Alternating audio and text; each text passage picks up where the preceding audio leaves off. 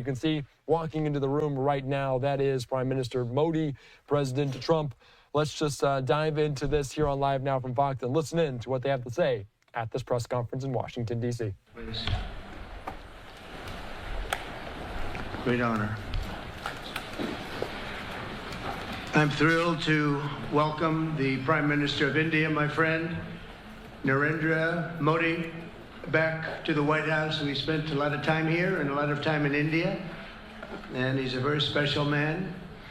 Prime Minister, it is a pleasure to extend to you the same hospitality that you showed Melania and myself when we traveled to your beautiful country 5 years ago. It's hard to believe, so long ago, and it seemed like yesterday. It was beautiful. We opened the cricket stadium, 129,000 seats, I think the largest stadium in the world, and it was an incredible period of time.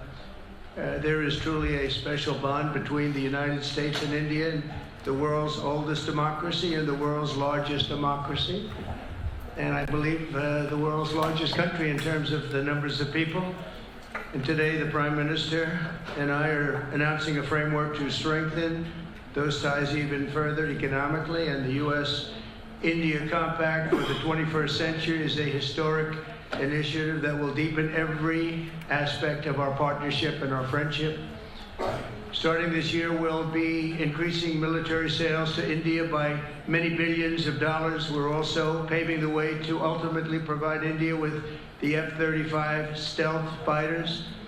In 2017, my administration revived and reinvigorated the Quad security partnership, and our meeting today, the Prime Minister and I reaffirmed that strong cooperation among the United States, India, Australia, and Japan, and it's crucial really to maintaining peace and prosperity, tranquility, even in the Indo-Pacific.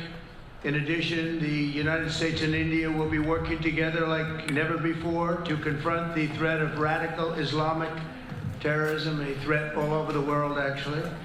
Today, I'm pleased to announce that my administration has approved the extradition of one of the plotters and one of the very evil people of the world, and having to do with the horrific 2008 Mumbai terrorist attack, to face justice in India. So he's going to be going back to India to face justice. As we deepen our defense partnership, we'll also strengthen our economic ties and bring greater fairness and reciprocity to our trading relationship. As a signal of good faith, Prime Minister Modi recently announced the reductions to India's unfair, very strong tariffs that limit U.S. access into the Indian market very strongly, and really it's a big problem, I must say.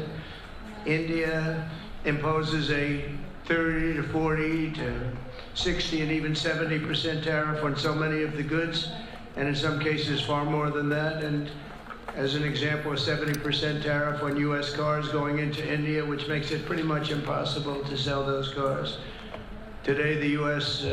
trade deficit with India is almost $100 billion, and Prime Minister Modi and I have agreed that we'll begin negotiations to address the long-running disparities that should have been taken care of over the last 4 years, but they didn't do that in the U.S.-India trading relationship, with the goal of signing an agreement.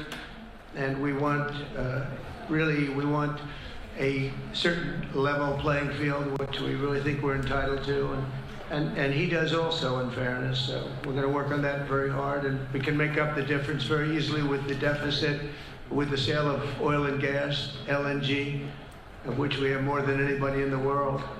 The Prime Minister and I also reached an important agreement on energy that will restore the United States as a leading supplier of oil and gas to India. It will be hopefully their #1 supplier, and the groundbreaking development for U.S. nuclear industry. India is also reforming its laws to welcome U.S. nuclear technology, which is at the highest level, into the Indian market.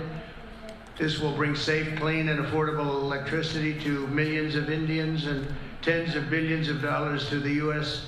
civilian nuclear industry in India.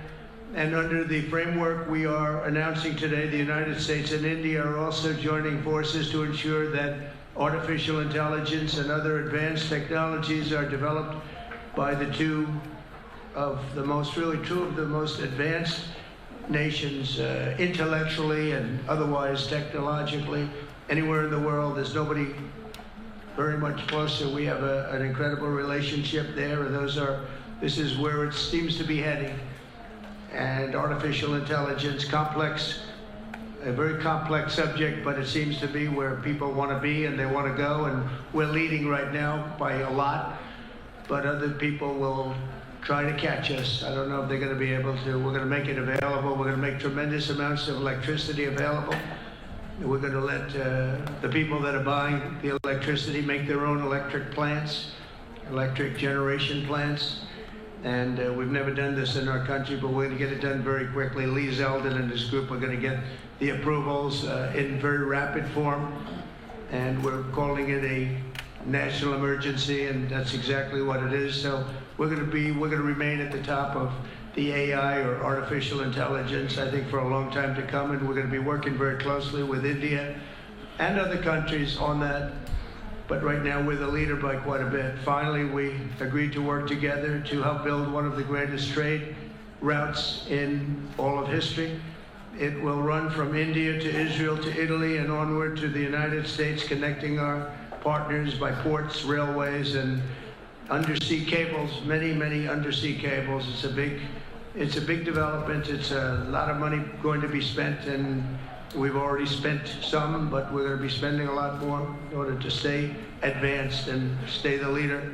I'm pleased to report that with today's announcements, the friendship between the United States and India is the strongest I believe it's ever been. I think our relationship is the best it's ever been between two leaders of the two countries, and it's an honor to say that. I'd like to now invite the Prime Minister to say a few words, and then we'll take some questions, and we appreciate you all being here. Thank you very much.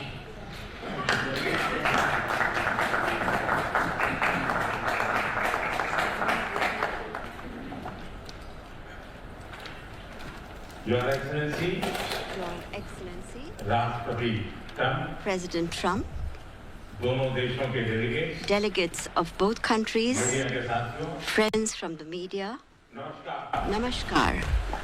सबसे पहले मैं मेरे प्रिय First of all, राष्ट्रपति Trump को express my heartfelt gratitude to my dear friend President Trump for the grand welcome and hospitality accorded to me. President Trump's leadership has been instrumental in nurturing India-US ties and making them vibrant. I could feel today the same enthusiasm, the same enthusiasm, the same energy, the same commitment that we had worked with during our first term. Our discussions today highlighted our pride in our accomplishments during his first term, the deep mutual trust that we share, and also the resolve to attain new goals. We also agreed that the partnership and cooperation between India and the US can shape a better world. Friends, the people of America are aware of President Trump's motto, "Make America Great Again," or MAGA. The people of America are well aware of it. The people of India, too,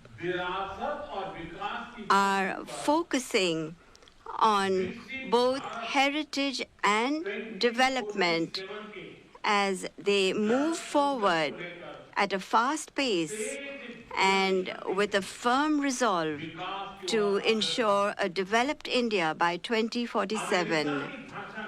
If I were to say this, borrowing an expression from America, Our vision for a developed India is to make India great again, or MEGA. जब America और Bharat When America and India काम करते हैं, work together, that is, when MAGA, मागा when it's MAGA plus MEGA, तब बन जाता it है becomes mega MEGA, partnership a mega partnership for prosperity. और यही mega And it is this mega spirit हमारे लक्ष्यों को that gives नया new scale और scope and scope to our objectives. Friends, आज हमने today द्विपक्षीय व्यापार we have also set ourselves the target of more than doubling our bilateral trade to attain $500 billion by 2030. हमारी Our teams will work on concluding very soon a mutually beneficial trade agreement Bharat की ऊर्जा in order to ensure India's energy security. We will focus on trade in oil and gas. ऊर्जा infrastructure में Investment in energy infrastructure will also increase. In the area of nuclear energy, we also discussed increasing cooperation on small modular reactors. Friends, Bharat की defence preparedness America plays an important role in India's defense preparedness. और trusted As strategic and trusted partners, we are moving forward actively towards joint development, joint production, and transfer of technology.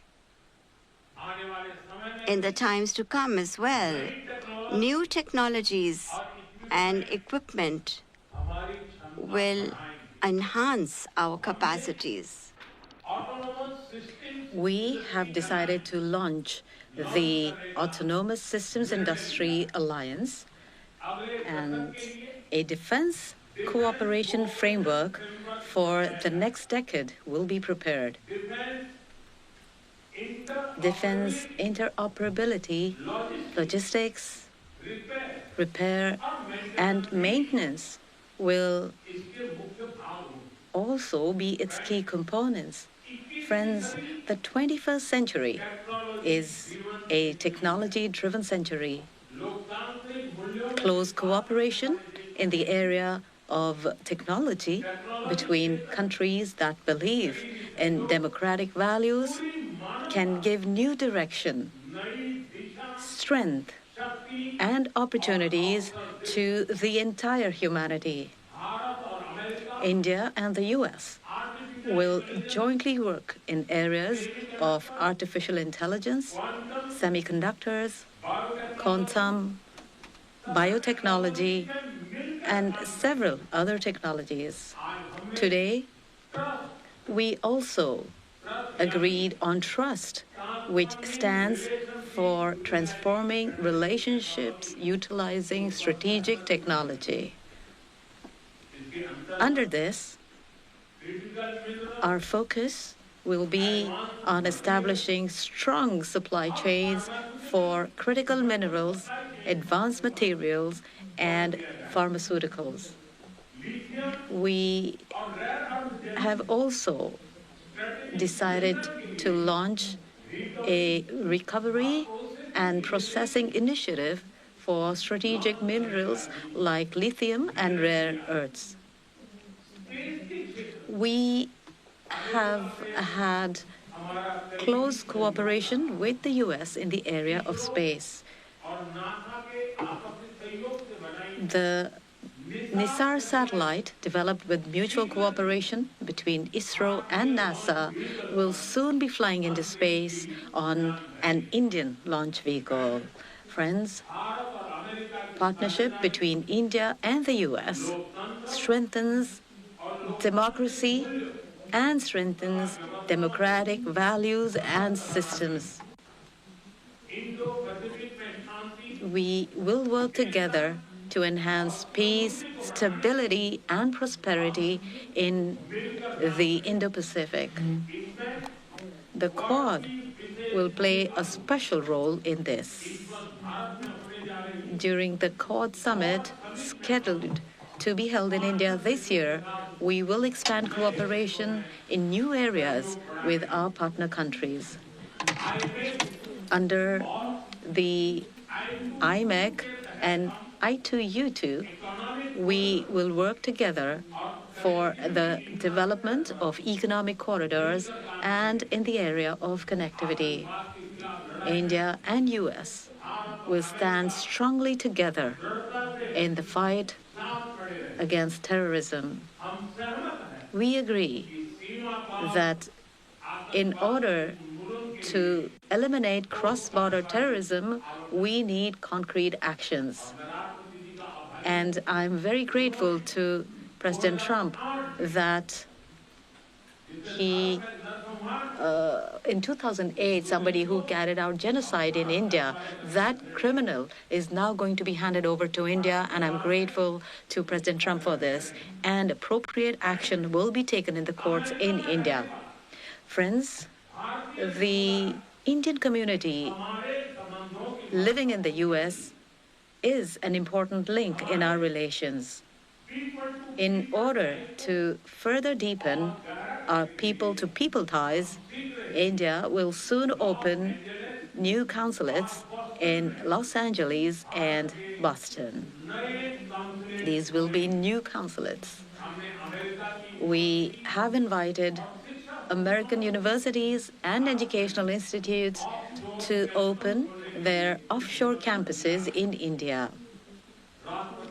President Trump, I am grateful to you for your friendship and strong commitment towards India.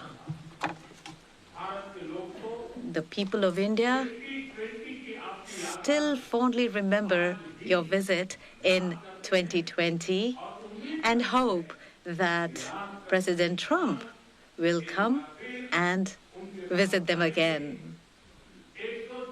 On behalf of 1.4 billion Indians, I invite you to visit India.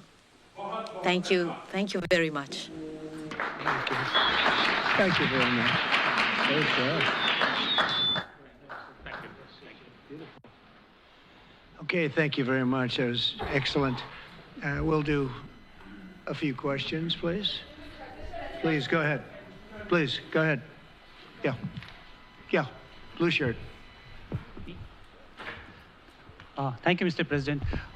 People in India will naturally welcome your decision to extradite Thakur Rana to India back home. In that context, I'd like to ask you a question about, in last few years, we have seen several groups in the U.S. raising anti-India voice, calling about separation terrorism activities in India. Do you think that should continue here in the U.S. as well? You're going to have to go louder. Mr. President, people in India would be welcoming your decision to extradite Thakur Rana to... I can't understand a word he's saying. May I, sir? May I? May I, sir? Go ahead, back there. Mr. President, thank you. First, I want to ask Thank you very much. a question. You and the President, you both spoke about combating ISIS. You both sounded very excited about this partnership upcoming. And I was curious, how much more confident are you with President Trump leading this country that there will be peace through strength and you will have a successful partnership with the United States versus with Biden's incompetence and weakness over the last 4 years?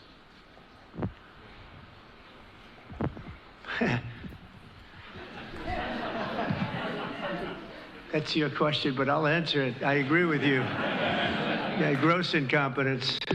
We're going to have a fantastic relationship, and it has been. Look, the whole world's been set back over the last 4 years by the weakness of the United States, the weak leadership of the United States. But I think we've taken care of it in just 3 weeks. It seems to me that even some of the media that we wouldn't prefer has been writing that this is a much different country right now, that the world has a light over it. Not only our country, but the whole world. The Prime Minister told me that before, too, even over India. The world has a light. They need the United States to be strong and powerful, but good. And I think that's happened, and I think it's happened in a very short period of time. But I will tell you, we're going to have a fantastic relationship, and it'll make both countries much stronger. Yes, go ahead, please.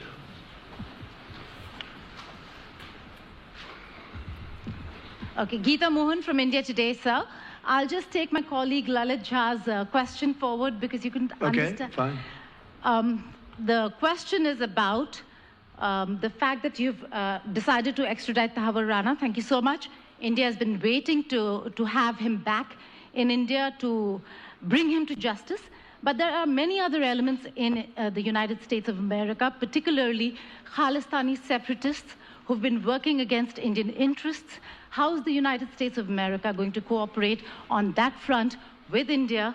There have been allegations that have been leveled against Indian agencies by the Biden administration. Are you going to relook that with Tulsi Gabbard as DNI now?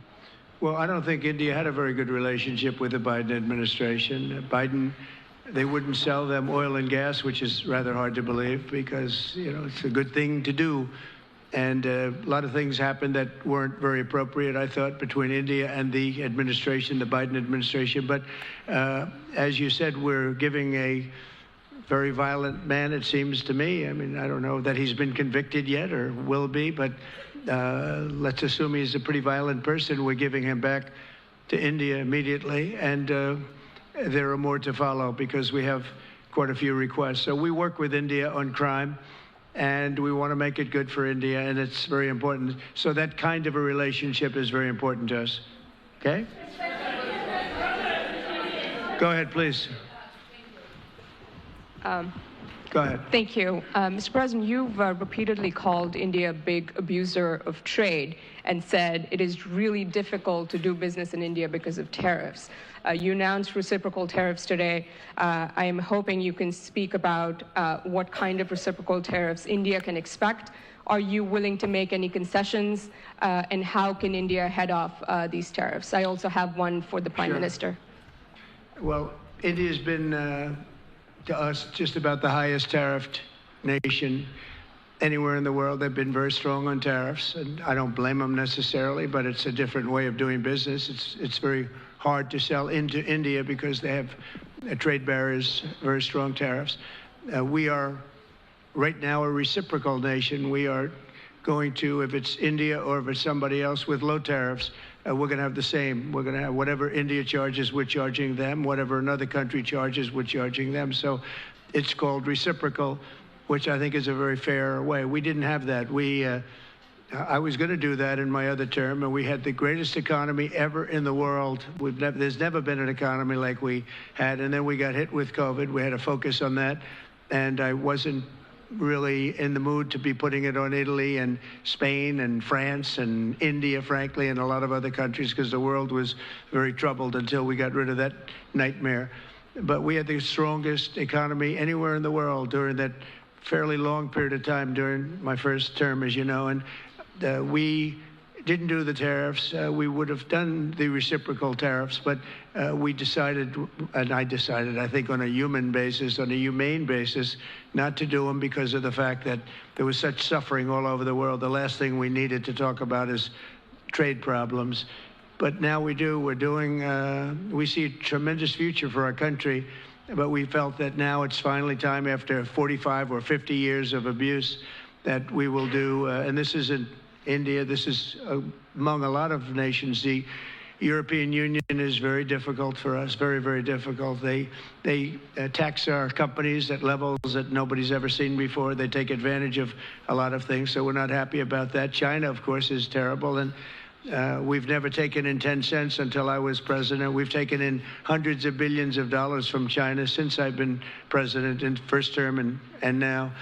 And we have to do that just as a mechanism of fairness. And that's what I've done. And so we are being reciprocal with India. Whatever India charges, we charge them. So frankly, it no longer matters to us that much what they charge, because whatever they charge, I had discussions with India and the first term about the fact that their tariffs were very high, and I was unable to get a concession. So we're just going to do it the easy way, and we're just going to say whatever you charge, we charge. And I think that's fair for the people of the United States, and I think it's actually fair for India. Okay? To make any concessions, sir? Are you willing to make any concessions, sir? Any concessions? Go ahead, please. Ask to the A Prime question Minister, for the please. Prime Minister, please. Ask to the Prime Minister, please. Yes. Sorry. Yoshita Singh with Press Trust of India. Prime Minister, thank you, Mr. President. Prime Minister, the U.S. is giving a lot of push to curb illegal immigration, and India has been cooperating on this issue. How does India see this issue in the larger context? Thank you. I don't think this is a question that is about India only, but even globally you can talk about this issue. And we are of the opinion that anybody who enters another country illegally, they have absolutely no right to be in that country. And as far as India and the U.S. is concerned, we have always been of the same opinion, and that is that any verified Indian who is in the U.S. illegally, we are fully prepared to take them back to India. However, it doesn't stop there. These are children of very ordinary families, and they are lured by big dreams and big promises. A lot of them are brought in without them knowing about why they're going to a country. And in fact, they are connected with a human trafficking system, and we have to make sure that we fight against this system. As far as the U.S. and India is concerned, I think what we should do is make efforts to make sure that we uproot these from within the system so that we can reduce or remove human trafficking. And basically, the young, vulnerable, poor people of India are fooled into coming over as illegal immigrants. And our bigger fight actually is against this ecosystem or this system that encourages such gangs to thrive. And I can tell you that India will completely support your endeavor in achieving this. Yes. Thank you, Mr. President. The question for the Prime Minister Modi first, if I may. I wanted to ask you, did you discuss any possible business deals with Elon Musk during your meetings today, Mr. Prime Minister? And Mr. President, I wanted to ask you, today you spoke about hoping to have three-way talks with President Xi and President Putin. What would you say to European leaders and other allies who may be concerned that you're apparently more keen to speak to America's adversaries than to its allies? Thank you. Well, maybe I'll just go in first on this one. We had some talks, and we told the European Union, we told the NATO people, largely they overlap, you have to pay more money because it's unfair what we're doing. We're doing a tremendous amount more. We're probably $200 billion more going into Ukraine, using for Ukraine to fight. And Europe has not really carried its weight in terms of the money. It's not equitable. And we want to see a counterbalance. We want to have them put up more money. They have to do that. At the same time, we had a very good conversation with President Putin yesterday, and we also had a very good conversation. I did in both cases with President Zelensky. And I think we're going to be able to do something. I think we're going to be able to make a deal. And I hope so, because it's a horrible war. It's a very terrible, bloody war with 1.5 million soldiers at least already dead on the battlefield, lying all over the fields like nobody's ever seen anything like it, certainly since the Second World War. And so I think we're going to be able to do something. We're working with President Zelensky and with President Putin. And my impression is that I know that President Zelensky wants to make a deal. And I also feel that I know that President Putin wants to make a deal. I wanted to know that before I began any detailed discussions but the meeting and the conversation, also the meeting with Steve Witkoff in Moscow was a very successful one. And my phone call with him was a very successful one. Please.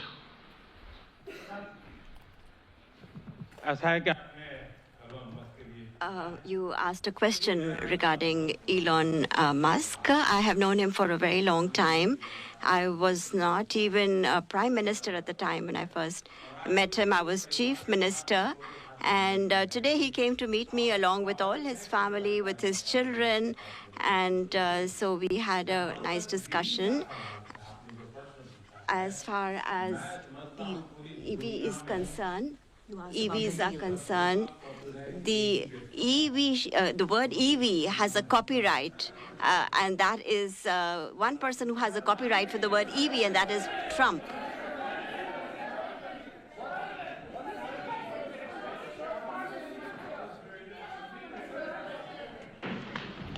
Thank you, Mr. President. Can I ask whether you discussed at all today the case of Gautam Adani, who's one of the wealthiest men in Asia and perceived as an ally of Prime Minister Modi?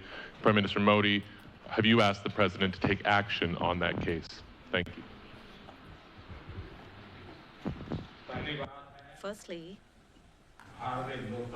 India is a democratic country, and our culture and our thought philosophy is Vasudhaiva Kutumbakam, which basically means that the entire world is a family. Every Indian is my own family member. And when it comes to such personal matters, leaders of two countries will not get together on that topic and discuss anything on an individual matter. Go ahead, please. Yeah, please. Sir, go ahead, please. Yes. Thank you, Mr. President. Thank you, Mr. Prime Minister. I have a question for you as well. But, Mr. President, you have suggested, with regards to the Russia-Ukraine war, you've suggested several things that Ukraine should give up. The idea of NATO membership, territory that was seized back in 2014 by Russia. What should Russia give up? Russia has gotten themselves into something that I think they wish they didn't. If I were president, it would not have happened. Absolutely would not have happened. And it didn't happen for 4 years. If you look at what has taken place under President Bush, they lost a lot. Under President Obama, they lost Crimea. Under Biden, it looks like they could lose the whole thing. Under Trump, they lost nothing. Ukraine lost nothing. They didn't give up anything. And you take a look at the other three presidents surrounding me, they gave up a lot.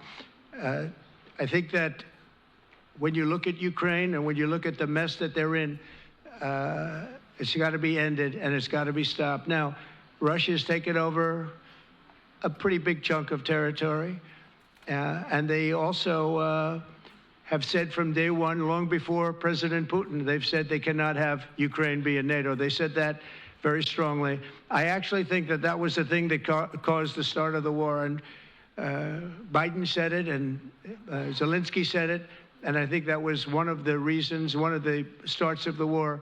But from long before Putin, they said you cannot have Ukraine going in any way into NATO. And I start from that standpoint. I think everybody knew that. Now, if a better deal can be negotiated, if they're able to make a deal where they can do that, that's fine with me. I really don't care. I want that bloodshed to stop. I don't want to see, we have an ocean between us and the site we're talking about, the site of death. We're calling it the fields of death. We have a big ocean in between us. This is more important for Europe.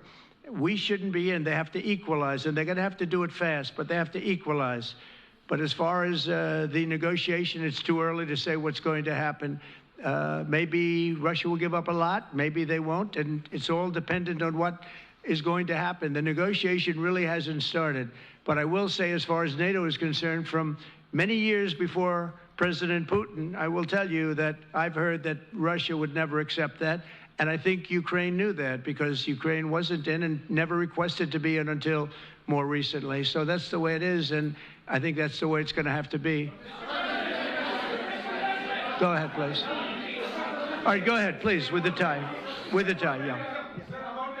Mr. President, Yes, go ahead, please. this is Saurabh Shukla from News Bobble. Mr. President, you spoke about Prime Minister Modi as a tough negotiator. Who was a tougher negotiator today, and who has a better negotiating tactic when it comes to tariffs? Oh, he's a much tougher negotiator than me, and he's a much better negotiator than me. There's not even a contest. Okay?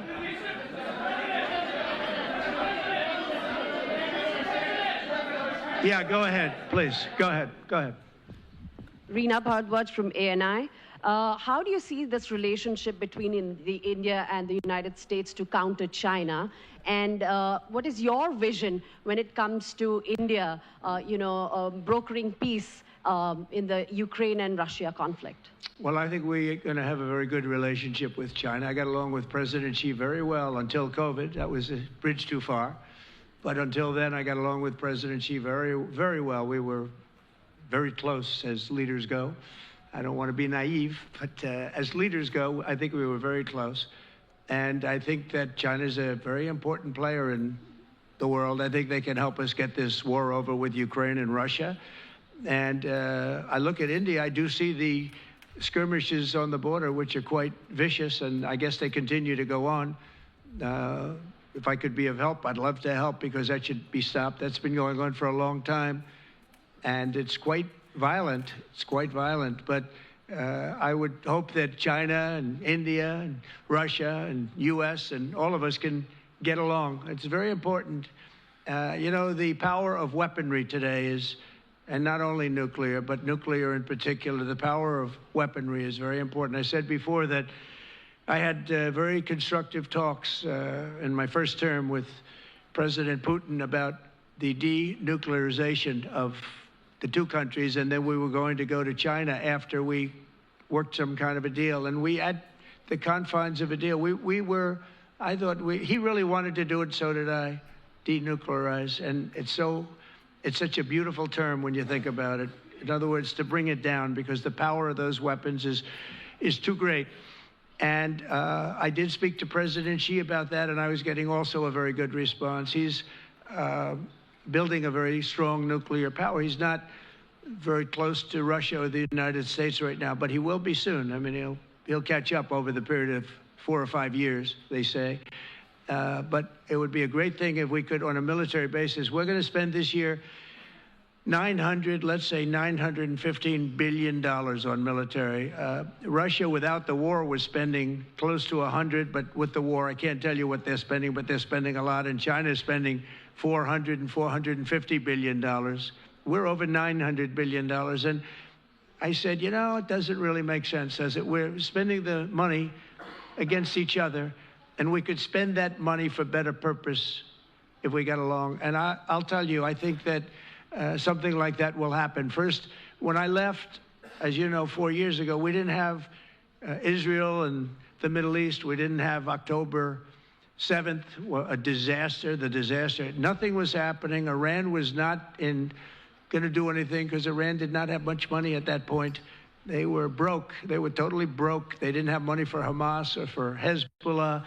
And you didn't have Russia with Ukraine, and that would never have happened. But now I come back, and the whole world is on fire, so I have to put out the fires. But after I put out the fires, I'm going to meet with China, and I'm going to meet with Russia, and we're going to see if we can de-escalate, if we can bring it down military, especially as it pertains to nuclear. Please.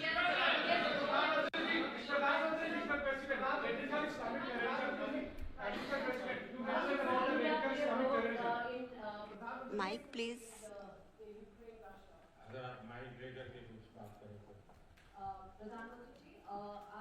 Prime Minister, how do you see India's role? You have had discussions with President Trump about de-escalating the conflict in Russia and Ukraine. As you know, I have been in constant contact with both Russia and Ukraine. I have also visited both countries. And many people are mistaken, and they feel that India is neutral. I would like to clarify, India is not neutral. We have taken a side, and we have taken the side of peace. And it is based on this principle of ours that in the presence of President Putin, I clearly said in front of the media that this is not the era of war. And even today, it is my conviction that solutions cannot be found on the battlefield. Ultimately, you have to come to the negotiating table. And India has constantly made efforts that there are talks that take place where both parties are present. It is only then that we will find a solution. The efforts being made by President Trump, I support them, I welcome them, and I would like that President Trump is successful as soon as possible so that the world is on the path to peace once again. Everybody, thank you very much. Thank you very much. And I very much appreciate the Prime Minister visiting our great country, and I do really appreciate it. We have so much in common, and all we want to do is have peace, and we want to have strength, and we want to have lots of different things together. But the relationship with India and with the Prime Minister has never been better. Thank you very much. Thank you. You can just hear there talking with President Trump and Indian Prime Minister Modi there at the White House. We saw them in the Oval Office as well. They talked about the trade talks, the conversations as a negotiator. President Trump complimenting Modi, saying he was a tougher negotiator than the president was. So you can see plenty of people there in this as he's visiting the White House.